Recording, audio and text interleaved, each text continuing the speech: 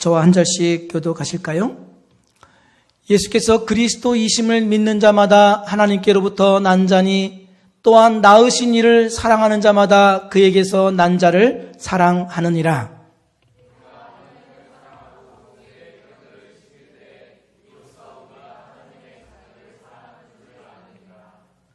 하나님을 사랑하는 것은 이것이니 우리가 그의 계명들을 지키는 것이라. 그의 계명들은 무거운 것이 아니로다.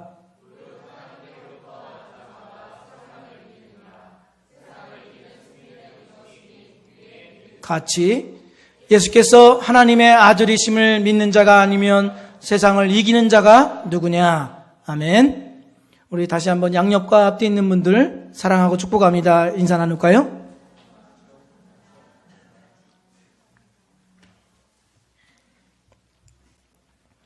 작가 김은 선생님의 소설을 영화한 남한산성. 강국으로 떠오른 청나라가 조선을 향해서 신하의 나라 될 것을 요구하지요. 이에 따라서 조정은 주화파, 적화파로 나뉩니다. 스포일이 있다는 것 참고해 주세요. 청나라의 침략으로 인조와 신하들은 쫓겨 남한산성에 47일간 갇혀 있게 됩니다. 그러나 숙명사상, 명나라를 임금의 나라로 섬기는 그러한 정신이 대세를 얻어 조정은 청나라를 배척하려고 합니다. 조선의 왕 인조는 무능력함에 더해서 자기의 안일함만 생각합니다. 그때 매국이라고 하는 비난을 받으면서까지 최명길이라는 신하는 청나라에게 항복할 것을 말씀을 드리죠. 인조에게 이것을 탄원하면서 매우 가슴 울리는 말씀을 드립니다. 한 나라의 왕이라고 한다면 오랑캐의 다리 밑을 기어서라도 백성과 신하가 살 길을 만들어야 합니다. 예수 그리스도가 생각이 났습니다. 예수님은 무능력해서도 아니고 어쩔 수 없어서도 아니라 죄인들을 사랑하셨어요. 친히 십자가에 달려 죽으심으로 죄인들로 하여금 생명의 길을 내어 주셨습니다. 그리고는 이렇게 말씀하시죠. 내가 곧 길이요 진리요 생명이니 나로 말미암지 않고는 아버지께로 올 자가 없느니라. 지금 사도 요한이 이러한 예수님을 알고 있느냐? 이러한 예수님을 믿고 있느냐? 지금 이 신자들에게 이 말씀을 하고 있는 것입니다. 왜요? 요한은 신자들이 하나님의 명령을 무겁게 여길 것을 경계함으로 이 말씀을 하신 것입니다. 3절 말씀을 해보십시오. 하나님을 사랑하는 것은 이것이니 우리가 그의 계명들을 지키는 것이라. 그의 계명들은 무거운 것이 아니로다. 요한은 강조해서 하나님의 계명은 무거운 것이 아니다라고 말씀하시죠. 이 당시에 거짓 교사들은 하나님과의 교제를 매우 신비하고 관념적인 것으로 여겼습니다. 그러나 그의 사상들에 대해서 사도 요한은 반대하여 참된 믿음이란 그런 것이 아니라 형제 사랑과 같은 실제적인 것이다라고 강조해 말씀하지요. 이렇게 형제 사랑을 계속해서 이야기하다 보니 형제 사랑이라는 것이 매우 어렵게 느껴지는 사람들이 있었습니다. 여러분, 형제 사랑이 쉽습니까? 어렵습니까? 어렵지요. 내가 나의 본능을 죽이고 영혼을 불쌍히 여기는 마음을 갖고 그에게 다가가기로 결심하지만 어느 순간인가 나도 모르게 본능에 치우쳐져 있는 나 자신을 보고 실망합니다. 단단한 마음과 결심을 갖고 그에게 나아가지만 그의 발자국 소리를 들을 때 유난히 귀에 거슬려. 그의 목소리는 변함없이 재수없어. 그와 얼굴을 마주 대한다는 것은 마취제를 맞는 것 같이 굳어져 있게 됩니다. 그러니 형제사랑은 어렵다, 고통스럽다, 무겁다라고 결론 짓게 되는 것이지요. 내가 가만히 생각해 보니까 마음이 편해. 이유 없이 기분이 좋아. 가만히 생각해 보니까 어때요? 그가 없기 때문에. 그가 없는 것이 나로 하여금 천사처럼 살게 하고 나로 하여금 기쁨 있게 살게 하는 절대 조건이 됩니다. 그러나 이러한 마음에 대해서 사도 요한은 한치의 양보도 없이 이렇게 강조하여 말씀하지요. 그의 계명들은 무거운 것이 아니로다. 이렇게 말씀한 이유는 당시 유대 사회에서 종교인들이 율법 조항으로 613가지를 이야기했었습니다. 이 613가지보다 더 많지만 중세 시대 때 랍비 마이모니데스라는 사람이 613가지로 정리했다는 얘기가 있어요.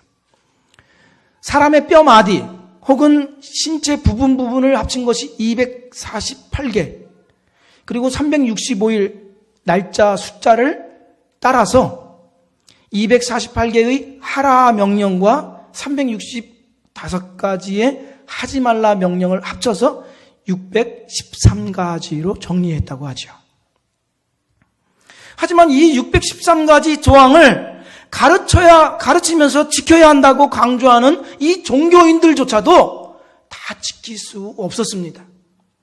그래서 예수님은 그들의 위선에 대해서 말씀하시기를 마태복음 23장 4절 말씀에 또 무거운 짐을 묶고 사람의 어깨에 지우되 자기는 이것을 한 손가락으로도 움직이려 하지 아니하며 백성들에게 책임과 의무를 부과하고 계속해서 제한만을 말하지만 자기들 스스로도 지킬 수 없기 때문에 백성들의 종교적인 짐을 가볍게 할 수 없다라고 예수님께서 비난하고 계십니다. 그러면서 이러한 혹독한 말씀으로 심판하시죠. 화 있을진저 외식하는 서기관들과 바리새인들이여, 너희는 교인 한 사람을 얻기 위하여 바다와 육지를 두루 다니다가 생기면 너희보다 배나 더 지옥 자식이 되게 하는도다. 무슨 말입니까? 자기들도 들어갈 수 없을 뿐만 아니라 잘못된 교훈을 가르침으로 백성들까지도 천국문에 들어가지 못하도록 가로막고 있다는 예수님의 엄중한 심판의 말씀입니다. 사도 요한이 말하는 핵심은 이것입니다. 하나님께서 지키도록 말씀하신 그 명령들과 종교인들이나 사람들이 만들어내고 지어낸 규칙들과 비교해 보아서 무엇이 더 쉽고 무엇이 더 어려운 명령이냐 생각해 보라, 이런 뜻입니다. 만일 이슬람 테러와 같이 자살폭탄을 터뜨려서 그래야만 바로 천국으로 직행할 수 있다라고 믿는다고 한다면 어떻게 되겠습니까? 우리는 끔찍하죠. 할 수 없습니다. 저 인도에서는 남편이 죽게 되면 아내를 화형과 같이 시켰어요. 같이 그렇게 죽어야 신의 은총이 있다고 생각을 해서 화형을 시키는데 그 뜨거움으로 인하여서 여인의 울부짖는 소리를 듣지 못하도록 북과 각종 악기를 요란스럽게 쳐댔습니다. 또 어떤 종교와 같이 병면을 9년 동안 바라보아야 그런 고행을 해야만 새로운 세계로 들어갈 수 있다라고 생각한다면, 그것이 천국 백성답다라고 주장한다고 한다면 우리는 어떻게 되겠습니까? 할 사람이 없습니다. 하지만 하나님의 계명들을 보십시오. 사람들이 만들어낸 계명과 규칙보다 훨씬 쉬워요. 여러분들의 얼굴은 그렇지 않다는 표정을 계속 짓고 있습니다만 이성적으로 생각해보자 이거죠. 종교인들이 만들어낸 종교의식과 비교해서 매우 가볍다 하는 것입니다. 하나님은 지킬 수 없는 것을 그의 백성들에게 하라고 명령하지 않습니다. 뿐만 아니라 예수님께서 우리에게 이와 같은 약속으로 큰 위로를 주십니다. 종교인들이 만들어낸 규칙과 비교해 보십시오.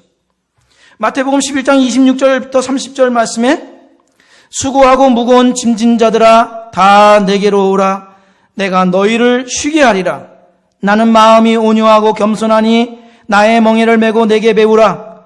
그리하면 너희 마음이 쉼을 얻으리니 이는 내 멍에는 쉽고 내 짐은 가벼움이라 하시니라. 유대인들이 밭갈 때는 우리나라와 다르게 두 소를 함께 밭갈도록 했습니다. 그런데 반드시 한 소는 늙고 경험이 많은 소이어야만 합니다. 그러면 다른 한 소, 어린 소나 젊은 소는 이 늙은 소 때문에 멍에 진 것이 가볍고 그리고 밭가는 것이 수월합니다. 예수님께서 이렇게 말씀하시는 것입니다. 내가 늙은 소와 같이 되어서 너희와 함께 멍에를 짊어지고 가겠다라고 말씀하신 것입니다. 예수님이 친히 길이 되어 주실 뿐만 아니라 그 길을 동행해 주시겠다고 약속해 주고 계십니다. 이 얼마나 우리에게 큰 위로와 용기가 되고 있습니까? 이 사실을 온전히 믿어 담대하게 하나님의 말씀에 따라 사는 기쁨이 회복되기를 주의 이름으로 축복드립니다. 그러면 우리가 이렇게 왜 하나님의 계명이 우리에게 무거운 것으로 여겨지느냐라는 질문을 할 수가 있습니다. 왜 하나님의 계명이 무겁고 고통스럽게 여겨집니까? 사도 요한은 4절 말씀에 이렇게 이야기합니다. 무릇 하나님께로부터 난 자마다 세상을 이기느니라. 세상을 이기는 승리는 이것이니 우리의 믿음이니라. 영어 성경에는 무릇이 for로 되어 있죠. 왜냐하면 어떤 이유를 설명하는 단어입니다. 그러니까 우리가 하나님의 계명을 무겁게 여기는 이유가 이 4절 안에 담아져 있다라는 것을 알 수가 있습니다. 그 이유는 악한 영의 활동 때문입니다. 4절은 신자가 이 세상에서 영적인 싸움에 노출되어 있다는 사실을 암시해주고 있습니다. 세상 사람들은 어떻습니까? 하나님의 계명을 자기의 자유를 제한하고 고통스럽게 만드는 짐과 같이 여기죠. 그러나 신자는 다릅니다. 신자에게는 하나님께서 신의 성품에 참여하게 하셨다라고 이야기하죠. 이 말이 무슨 뜻입니까? 기쁨으로 하나님의 명령을 따라 순종할 마음이 있다라는 것입니다. 그렇죠. 사랑하는 사람을 위해서 어떤 일을 하는 것을 고역으로 합니까? 그렇지는 않지요. 우리가 연애할 때 물론 이것이 뼈아픈 분들이 있겠지만 연애할 때 집에다 바라다 주고 그것이 아쉬워서 다시 상대방을 또 바라다 주고 또 다시 바라다 주고 이런 일도 하지 않습니까? 예, 여러분들 미안합니다. 이런 일들이 있기를 바랍니다. 그런데 그것을 고역으로 여기지 않고 기쁨으로 여기죠. 사랑하는 사람을 위해서 하는 일들, 그것이 어렵다, 그리고 낯간지러운 일들로 하거나, 그러나 전혀 부끄럽게 생각하지 않습니다. 하지만 우리가 신자임에도 불구하고 하나님의 말씀에 느끼는 바는 마치 세상 사람들처럼 고역과 같이 부담스럽고 고통을 주는 것처럼 생각할 수 있다는 말이지요. 맞지 않은 옷을 입은 것처럼 짜증스럽습니다. 우리가 그러면 하나님의 사랑을 받지 못한 자고 하나님의 자녀가 아니기 때문에 그렇습니까? 아닙니다. 악한 영의 활동 때문입니다. 이 세상은 세상의 주인이시지만 하나님의 통치를 거부합니다. 하나님의 통치에 저항하고 있습니다. 바울은 말하기를 이렇게 말하지요. 우리의 씨름은 혈과 육을 상대하는 것이 아니요 통치자들과 권세들과 이 어둠의 세상 주관자들과 하늘에 있는 악의 영들을 상대함이라. 우리가 이 싸움에 노출되어 있다고 이야기합니다. 사도 베드로 역시 이렇게 말합니다. 근신하라, 깨어라. 너희 대적 마귀가 우는 사자같이 두루 다니며 삼킬 자를 찾나니 너희는 믿음을 굳건하게 하여 그를 대적하라. 이는 세상에 있는 너희 형제들도 동일한 고난을 당하는 줄 알미라. 이 영적 싸움에 있다는 것입니다. 세상에는 악한 영들이 활동하고 있고 하나님만이 아니라 하나님께 속한 신자들을 대적하고 있음을 말씀하지요. 그래서 하나님과 하나님이 주신 것들을 부당하게 여기고 올가매는 것으로 여기고 행복하게 만들지 못하는 악한 조건들로 여기게 한다라고 말씀합니다. 저와 함께 성경을 공부하던 한 분이 있었습니다. 예수님을 믿으면 교회에서는 학습과 세례를 그의 신앙의 고백에 따라 이렇게 베풉니다. 학습 교인이 되면 6개월이 최소한 6개월이 지나야 세례를 받을 수 있지요. 그런데 이분은 학습을 받고 10수년간 세례를 받지 못했어요. 그래서 그 이유를 물었습니다. 왜 세례를 받지 못했습니까? 라고 하니까 세례 공부도 하고 세례 문답식도 하고 그리고 그 다음날 주일에 세례식에 참석하려고 가려고 하면 집안이나 개인에게 꼭 피치 못할 일이 생겼다는 거예요. 그것이 20년 가까이나. 그래서 그 이야기를 들은 주변의 모든 사람들이 깜짝 놀랐습니다. 왜냐하면 누가 뭐라고 말한 것은 아니지만 그 일은 사탄의 짓이라는 것을 그 마음속에 다 생각했기 때문에 그렇지요. 저도 그렇게 이해했습니다. 왜냐하면 저희 아버지도 학습을 받고 세례를 받으려고 교회 나가려고 하면 토요일 저녁만 되면 괴성을 지르고 정신을 잃어버리는 바람에 주일에 나올 수가 없었습니다. 마귀의 장난이라는 것을 알 수 있었지요.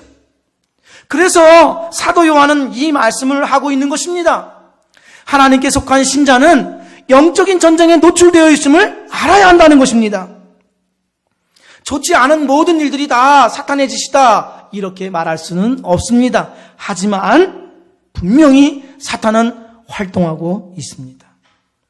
하나님에 대해서 선하지 못한 분으로 여깁니다. 하나님이 주신 말씀과 계명을 선하지 못한 것으로 여기죠. 지킬 수 없다, 부당하다, 고통스러운 것으로 여기게 합니다.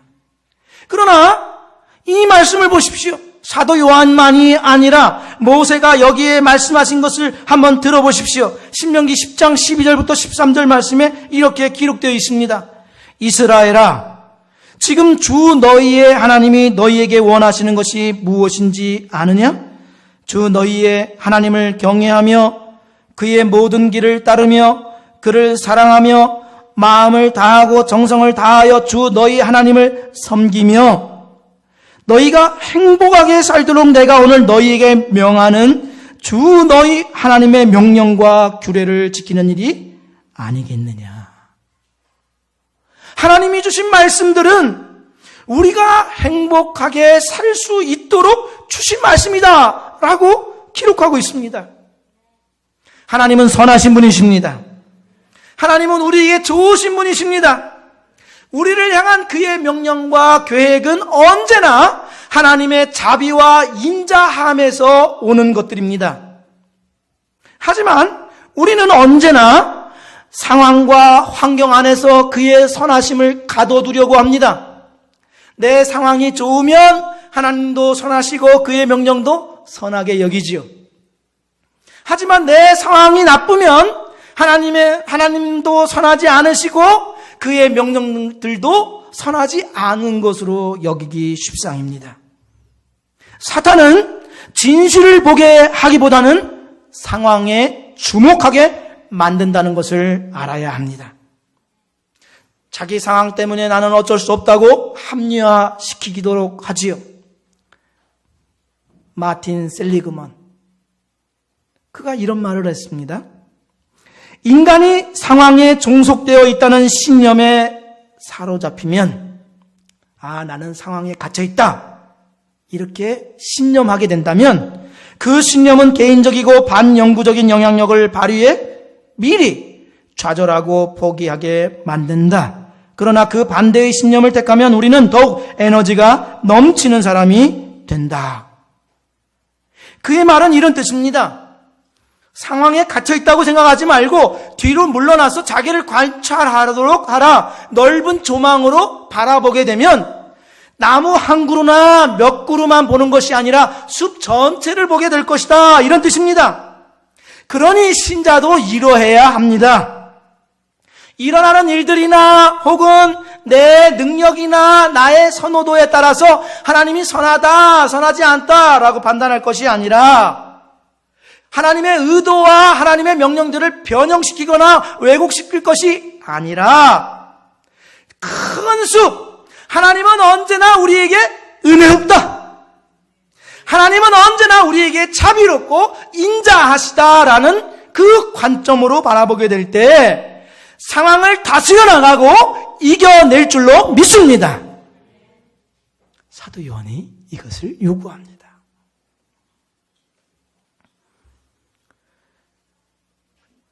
신자는 하나님의 계명을 무겁게 여길 수 있죠. 이 세상의 악한 영들의 활동으로 부당하다고 그렇게 여길 수 있지만 오늘 말씀에서 사도 요한은 단호하게 신자의 삶을 방해하는 사탄을 능히 이길 수 있다. 수동적인 것뿐만 아니라 적극적으로 이렇게 말씀을 합니다. 본문 4절 5절 말씀을 보십시오. 무릇 하나님께로부터 난 자마다 세상을 이기느니라. 세상을 이기는 승리는 이것이니 우리의 믿음이니라. 예수께서 하나님의 아들이심을 믿는 자가 아니면 세상을 이기는 자가 누구냐? 정신질환의 진단 및 통계 편람, DSM이라고 하죠. 이 DSM에는 공포증과 관련한 종류들을 6,596가지로 분류하고 있습니다. 공포증이 6,596가지라는 겁니다. 어마어마하게 많죠? 이게 조금 오래됐으니까 지금은 더 늘어날 수도 있어요. 이러한 종류와 분류가 과하다 이런 주장도 있습니다만 여기에 주목할 만한 한 가지 사실이 있습니다. 부모가 어떤 대상이나 물건이나 생명체에 공포증이 있으면 그의 자녀도 동일한 공포증이 있을 확률이 매우 높다라는 거예요. 우리가 상식적으로 생각해봐도 그런 생각이 들지 않습니까? 그렇지요. 공포증을 보고 배웠기 때문에 그렇습니다. 그런데 자 보십시오. 예수님은 제자들에게 뭐라고 말씀하셨느냐 하면 요한복음 16장 33절에 이것을 너희에게 이르는 것은 너희로 내 안에서 평안을 누리게 하려 함이라. 세상에서는 너희가 환난을 당하나 같이 읽겠습니다. 담대하라. 내가 세상을 이기었노라. 예수님은 내가 세상을 이기었노라 이렇게 말씀하십니다. 사도 바울도 예수님이 원수 마귀를 이기셨다라고 말씀하시죠. 골로새서 2장에 보면 또 범죄와 육체의 모할례로 죽었던 너희를 하나님이 그와 함께 살리시고 우리의 모든 죄를 사하시고 우리를 거스르고 불리하게 하는 법조문으로 쓴 증서를 지우시고 제하여 버리사 십자가에 못 박으시고 통치자들과 권세들을 무력화하여 드러내어 구경거리로 삼으시고 십자가로 그들을 이기셨느니라. 아멘입니까? 여기에 나오는 통치자들이나 권세들은 악한 영들의 계급을 말합니다. 그러니까 예수님은 모든 악한 영들을 십자가에서 무장해제시키셨습니다. 짓밟아 이기셨다는 것이죠. 그러면 주님이 승리하셨으니 주님을 따르는 우리도 승리한 자가 된 것입니다. 주님이 이긴 자가 되시니 우리 역시 그 안에서 이긴 자가 된 것입니다. 여기서 주의해야 할 것이 있습니다. 우리가 신자답게 말씀을 따라가며 세상과 원수를 이기기 위해서는 예수님 안에 있어야만 합니다. 왠가 하면 예수님께서는 이렇게 말씀하셨죠. 나는 포도나무요 너희는 가지라. 그가 내 안에 내가 그 안에 거하면 사람이 열매를 많이 맺나니 나를 떠나서는 너희가 아무것도 할 수 없습니다. 이렇게 얘기하시죠. 사도 바울 역시 이렇게 말씀하시죠. 빌립보서 4장 13절 말씀 함께 읽습니다. 내게 능력 주시는 자 안에서 내가 모든 것을 할 수 있느니라. 주님 안에 있어야만 한다는 것입니다. 하지만 사탄은 신자를 무기력하게 만들지 않으면 자기 혼자 힘으로 예수님의 말씀을 따라 결실할 수 있게 하려고 합니다. 그래서 하나하나 예수님을 의지하고 도움 요청하는 것은 어린아이 신앙이다. 예수님을 귀찮게 하는 것이다. 예수님께 너무 의존적인 염치 없는 짓이다. 이러한 생각을 갖게 합니다. 그러나 무엇이 성숙한 신앙이고 이긴 신앙인지 생각해 보십시오. 우리 안에는 선함이 전혀 없으며 예수님 안에만 선함이 있는 것을 아는 신앙이 성숙한 신앙이고 이기는 신앙입니다. 우리 안에는 이기는 능력이 전혀 없고 예수님 안에만 이기는 능력이 있음을 믿는 것입니다. 그런 까닭에 우리보다 더 강력하고 교활한 세상과 원수를 이기기 위해서는 그것들보다 더 큰 능력과 지혜의 주님께 도움을 요청해야 합니다. 처음부터 끝까지 주님을 의지해야 하지요. 그것이 성숙한 신앙이고 이기는 신앙이죠. 잠수함이라고 할지라도 혹은 원자 잠수함, 북극의 얼음도 깨트리는 그 잠수함이라 할지라도 더 이상 내려갈 수 없는 바다 깊이가 있습니다. 수압 때문에 그렇죠.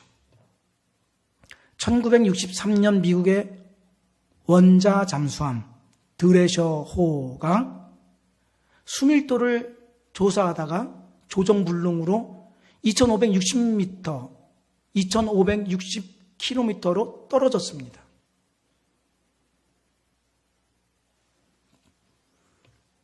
나중에 조사를 해보니까 그 수압을 이겨낼 수 없어서 플라스틱처럼 납작하게 돼가지고 조각만 발견할 수 있었습니다. 그 물의 압력이 짓눌러버린 것이죠. 그 안에 승선했던 129명은 사망한 것으로 알려졌습니다. 그 수압에도 견딜 수 있는 특수한 장치를 고안해서 그 바다 깊이, 제가 2560km라고 했는데 킬로미터가 아니라 2560m입니다. 그 바다 깊이 내려가 보면 거기에 물고기가 삽니다. 그러면 그 물고기는 수압에도 견딜 수 있는 강철로 보호가 되어 있느냐? 그렇지 않습니다. 그냥 평범한 외피를 가지고 있어요. 그러면 어떻게 해서 그들은 수압을 견딜 수 있느냐? 물의 압력에 동일한 내부적으로 저항 압력이 그 안에 있더라 하는 거예요. 그래서 수압이 누르더라도 그 안에 저항 압력이 그것을 능히 견뎌내서 그 바닷속을 헤치고 다니는 겁니다. 마찬가지로 우리 안에도 세상의 압력과 원수의 유혹에도 굴복하지 아니하는 저항 압력이 우리 안에 있습니다. 이 말씀을 들어보십시오. 그 무엇도 우리를 동요시키지 못합니다. 예수께서 우리를 사랑하시기 때문입니다. 나는 절대적으로 확신합니다.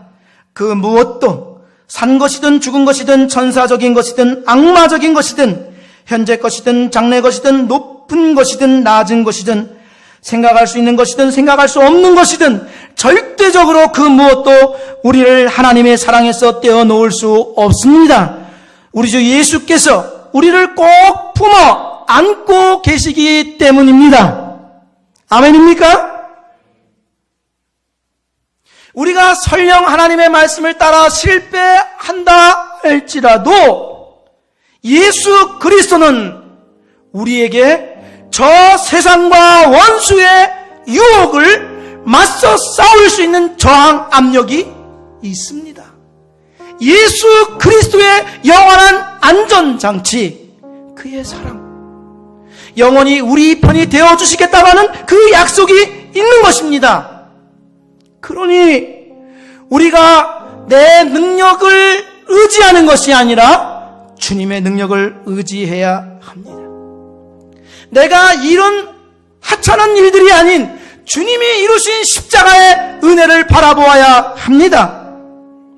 내 이름이 아닌 주님의 이름을 의지해서 매 순간 주여 도와주옵소서 부르짖어야 합니다. 주님의 도움으로 세상과 원수를 이겨내며 우리가 잘 살 수 있도록 주신 하나님의 그 말씀을 기쁨으로 순종할 수 있는 우리 모두가 되기를 주의 이름으로 축복드립니다. 함께 기도드리겠습니다.